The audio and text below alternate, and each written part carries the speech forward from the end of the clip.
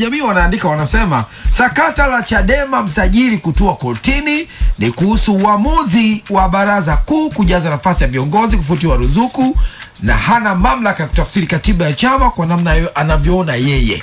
Na hapa kuna nukuu ambayo ananukuliwa hapa makamu mwenyekiti wa chama cha Chadema bara Mheshimiwa John Wegesa Heche anasema sababu aliyoitoa msajili wa vyama vya siasa wa kuzuia ruzuku ya kila mwezi kwa Chadema inapotoka na kwenda kinyume na sheria ya vyama vya siasa kifungu namba 18 kifungu kidogo cha 6 ambapo inaeleza kuwa ruzuku itasitishwa endapo bodi ya wadhamini wa chama haina uwezo wa kusimamia fedha za chama, kitu ambacho sio sahihi. Hilo gazeti ya Nipashe Mwanga wa Jamii. Sakata la msajili na Chadema kutua kotini.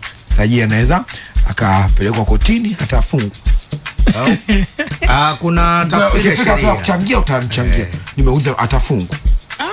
Kama atatiwa hatiani na makosa sheria itakuwa msajili yuko ndani. Nani anakuwa msajili wa vyama? Anajilambwasa tena. Kabisa. Naanzisha chama siku hiyo hiyo. Msajili yuko ndani. Naanzisha chama changu siku hiyo hiyo.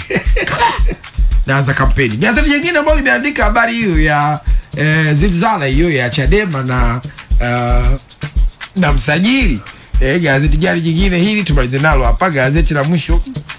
Hao wengine Mwananchi linasema Chadema msajili kinawaka, kina Mnyika warejea, na Mnyika amerejea kama naibu katibu mkuu wa chama cha Demokrasia na Maendeleo Chadema msajili kinawaka, kina Mnyika wamerejea kwa kukaimu zile nafasi ambazo baraza kuu la chama mwanzo ziliwathibitisha. Ndio Anko BK, Chadema msajili kinawaka. Wanakwenda mahakamani. Nafikiri ni jambo jema sana. Nafikiri Chadema wameona mbali katika hili na wameona isiwe tabu. So wamesema hawatambui, wanarudi kama makaimu. Lakini sheria ikatafsiriwe mahakamani, ambapo huko ndo kuna tafsiri ya sheria, lakini ndo kunapatikana haki. Nafikiri kuna vitu ambavyo vinaendelea ni kama drama hivi ya kutaka kuwaumbisha baadhi ya watu. Si umeelewa? Kwa sababu kuna vitu lazima viwe na mipaka na kuna vitu lazima viheshimiwe.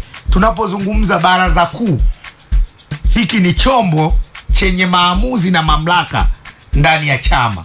Sasa inapotokea mtu mwingine anataka kuja kuingilia mamlaka ya chombo kinachotambulika kisheria, kwa sababu tukumbuke kwamba chama cha Demokrasia na Maendeleo kimesajiliwa kisheria na kinatambulika kisheria na kina maamuzi yake kupitia vikao vikuu vyenye mamlaka. Sasa leo inapotokea kwamba mtu tu anaamua kwamba kitu fulani hakikwenda sawa na tengua uongozi, kuna vitu ambavyo vinakiukwa na havileti taswira nzuri ndani ya siasa. Nini ambacho Chadema wamenifurahisha ni kwamba kwenda mahakamani, kwenda kudai haki yao ya msingi, kwa sababu tukumbuke kamati kuu na halmashauri kuu ilikaa ikapendekeza, mkutano mkuu ukabariki. Kwa hiyo hawa viongozi wanatambulika kihalali na kisheria. Kwa nafikiri moja ambacho wamefanikiwa Chadema ni kuendeleza harakati pasi na kukata tamaa, na hii inakwenda kutufanya tuone umuhimu wa vyama kutambua haki zao za msingi pale ambapo zinakiukwa. Lakini pia inatufundisha kwamba hata kama una mamlaka basi uzingatie sheria. Sawa. Ngaki Chadema wasikia Big Five wamejibu. Kwangu mimi Big Five na hapa 5 Chadema kwanza kwa that trick ya kwa maana kwamba Chadema wameufiata. Yani wamefuata vipi? Si alichosema msajili kama ndio maana yake. Yani Ali Mohamed usipoteze niko sahihi. Nisikiliza kanijibu hapo. Kwamba Chadema wameufiata. Yes, ndio kile tulichokuwa tunakisema kwamba lazima waangalie namna ya kufanya maridhiano na ofisi ya msajili. Paka hapo wamefiata, ndio maana yake. Yani hiyo ndio maana yake. Kwa maana ya kutambulisha, kwa sababu ili maana ya kutokufiata maana yake wangewatambulisha vile vile. Wangetoa neno kaimu. Hatutaki wangetoa neno kaimu. Kwa kuweka neno kaimu maana yake ni tayari wametii wametii ule waraka wa msajili wa vyama. Kwa kufanya hivyo mimi niwapongeze kuona kwamba kuna namna hatutaki kushindana na msajili wa vyama. Kwa hiyo badala yake kuwarudisha hawa kama makaimu viongozi.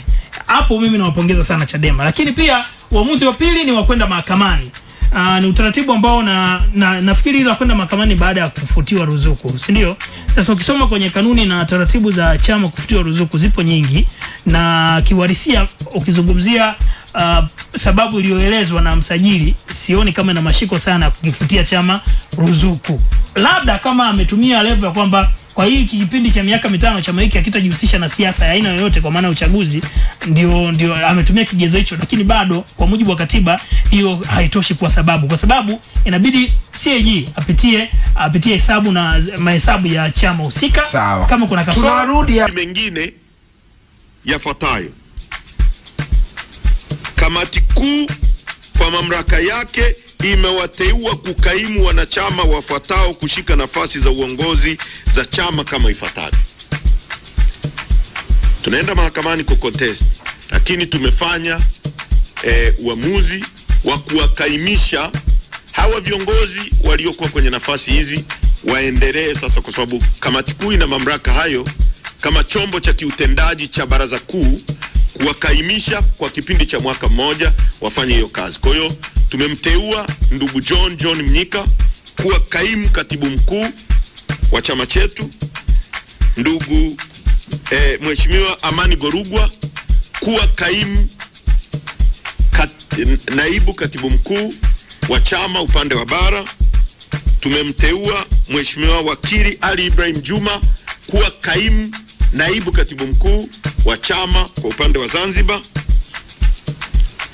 Kamati kuu pia kwa kutumia kifungu cha 7716B ya katiba ya chama toleo la mwaka 2006 kimemteua ndugu CPA Tito Kitalika. CPA ya kweli, sio ya makara. Mkimsikia Tito Kitalika anazungumza unaelewa kuna CPA ya ukweli iko Chadema, certified public accounts. Lazima unapozungumza vitu reflect akili yako. Sasa unazungumza unasema una degree 3, akili ya darasa la kwanza, watu wanakushangaa. Sasa ukimsikiza Tito Kitalika anazungumza unaona elimu, unaona busara, unaona uelekeo, unaona akili. Sasa CPA Tito Kitalika tumemteua kuwa mkurugenzi wetu wa fedha na uchumi, ndugu John Kitoka kuwa mkurugenzi wa mambo ya nchi za nje na diaspora, Bi Brenda Rupia kuwa mkurugenzi wa mawasiliano na uenezi, wakili Gastoni Shundo Garubindi kuwa mkurugenzi wetu wa sheria na haki za binadamu, ndugu Rems Kasanda kuwa kaimu mkurugenzi wa digitali na ubunifu. Aidha, kamati kuu katika kutafakari kwa kina imeazimia kuwa itaita baraza kuu la chama ndani ya siku 60 kuanzia tarehe taarifa hii inapotolewa